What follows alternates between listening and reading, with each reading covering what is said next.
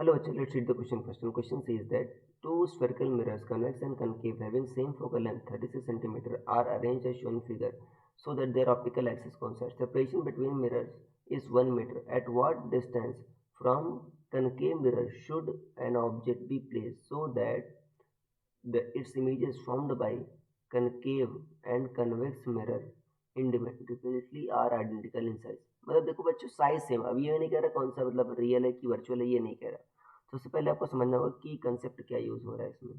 तो की concept is reflection. की कंसेप्ट क्या बच्चों? रिफ्लेक्शन। रिफ्लेक्शन में क्या होता है, अगर कोई भी रे आपका किसी पॉली सरफेस पर इंसिडेंट होती है तो उसी एंगल पर उसी मीडियम में वापस लौट जाती है। और मिरर्स बच्चों यही प्रॉपर्टी यूज करके आपका इमेज फॉर्मेशन करते हैं।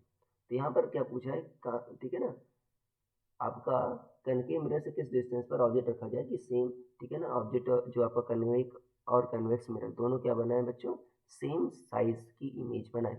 ध्यान देना, ये मैं नहीं कह रहा है कि आपका ऊपर बने प्रिंसिपल एक्सिस के नीचे बने, मतलब इरेक्ट बने इन्वर्टेड बने, इसके बारे में नहीं कह रहा है। बट आपको पता क्या है कि ये जो है आपका कनकेव मिरर हमें बच्चों रियल और वर्चुअल दोनों बना सकता है, बट वर्चुअल इमेज ये बड़ी बनाता है। और ये क्या बच्चों, कन्वेक्स मिरर हमेशा छोटी इमेज बनाता है, वर्चुअल बनाता है। तो आपको मतलब छोटी इमेज ही बनानी होगी अगर आइडेंटिकल साइज पता करना है। तो छोटी इमेज बनाएगा बच्चों तो ये तो वर्चुअल बनाएगा ये हमेशा। और ये छोटी इमेज कब बनाता है, जब बच्चों इमेज रियल होती है। तो ध्यान देना, एक के लिए रियल इमेज बनेगी, रियल इमेज हमेशा इन्वर्टेड होती है, वर्चुअल इमेज हमेशा डायरेक्ट होती है। तो मैग्निफिकेशन का जो साइन होगा बच्चों वो क्या होगा आपका, इन्वर्टेड होगा। m1 इक्वल टू क्या होगा आपका -m2 होगा। मान लो ये डिस्टेंस बच्चों कनकेव मिरर से x हो गई, तो कन्वेक्स से कितना हो गया आपका 100 - x हो गया। जो मैग्निफिकेशन का फॉर्मूला होता है बच्चों आपने पढ़ा होगा, m इक्वल टू क्या होता है for mirror f upon u minus F,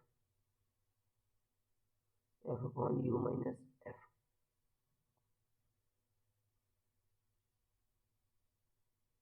m1 equal to क्या होगा -m2 होगा। ध्यान देना सब कुछ साइन के साथ रखना है आपको, फोकल लेंथ u और सब कुछ साइन के साथ रखना है।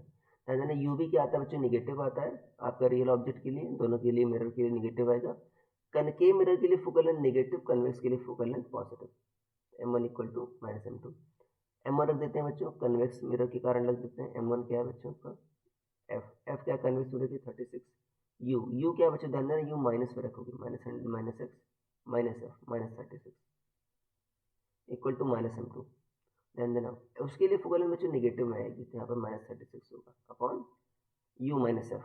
तो देखो यू कितना है बच्चों इसके लिए -x होगा, माइनस एफ देखो क्या होगा बच्चों उसके लिए, इसके लिए तो फोकल लेंथ बच्चों क्या होगी आपकी, निगेटिव होगी, -36 होगी। तो माइनस माइनस क्या हो जाएगा बच्चों, यहाँ पर आपका प्लस हो जाएगा, यहाँ पर कितना आ जाएगा आपका +36 आ जाएगा। ठीक है, तो देखो बच्चों ये माइनस माइनस प्लस हो गया, 36 कट गया।